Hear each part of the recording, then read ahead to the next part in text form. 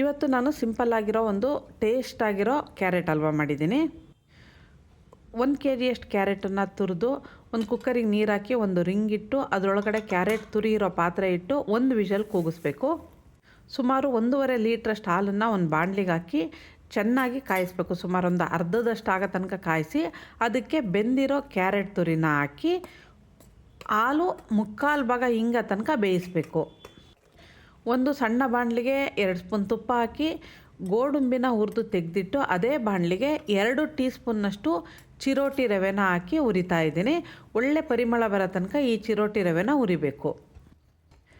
Carrot ಆಗಲೇ ಚೆನ್ನಾಗಿ ಬೆಂದು ಹಾಲು ಇನ್ನೊಂದು ಸ್ವಲ್ಪ ಇದೆ ಅಷ್ಟೇ. ಈ ಟೈಮ್ನಲ್ಲಿ ಹುರಿದಿರೋ ಚಿರೋಟಿ ರವೆ ಹಾಕಿ ಚೆನ್ನಾಗಿ ಮಿಕ್ಸ್ ಮಾಡಬೇಕು. ಚಿರೋಟಿ ರವೆ ಹಾಕಿದ ಮೇಲೆ ತಳ ಹಿಡಿದ್ಬಿಡುತ್ತೆ, ಹಾಗಾಗಿ ಆಗಾಗ್ಗೆ ಕೈ ಆಡಿಸ್ತಾ ಇರಬೇಕು. ಈಗ ರುಚಿಗೆ ಬೇಕಾದಷ್ಟು ಸಕ್ಕರೆ ಹಾಕ್ತಿದ್ದೀನಿ. ನಾನು ಸುಮಾರು 2 ಬಟ್ಲಷ್ಟು ಸಕ್ಕರೆ ಹಾಕ್ತಿದ್ದೀನಿ. ನಿಮ್ಮ ರುಚಿಗೆ ಎಷ್ಟು ಬೇಕೋ ಅಷ್ಟು ಸಕ್ಕರೆ ಹಾಕಿದರೆ ಆಯಿತು. ಸಕ್ಕರೆ ಹಾಕಿದ ಮೇಲೆ ಇದು ಸ್ವಲ್ಪ ತೆಳು ಆಗುತ್ತೆ. ಇದು ಮತ್ತೆ ಗಟ್ಟಿ ಆಗೋ ತನಕ ಇದನ್ನು ಕುದಿಸ್ತಾ ಇರಬೇಕು. ಇದಕ್ಕೆ ಈಗ ನಾನು ಸುಮಾರು 1.5 ಟೇಬಲ್ ಸ್ಪೂನ್ನಷ್ಟು ತುಪ್ಪ ಹಾಕ್ತಿದ್ದೀನಿ.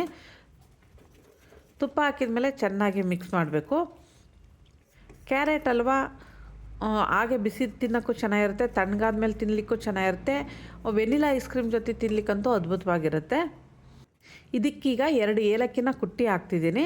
ಇದನ್ನೆಲ್ಲ ಚೆನ್ನಾಗಿ ಮಿಕ್ಸ್ ಮಾಡಿ ಸ್ಟವ್ ಆಫ್ ಮಾಡಿ ಹುರಿದಿಟ್ಟಿರೋ ಗೋಡಂಬಿ ಜೊತೆ ಸರ್ವ್ ಮಾಡಿದರೆ ತುಂಬ ಚೆನ್ನಾಗಿರುತ್ತೆ. ನೀವು ಮಾಡಿ ನೋಡಿ. ನಮಸ್ತೆ.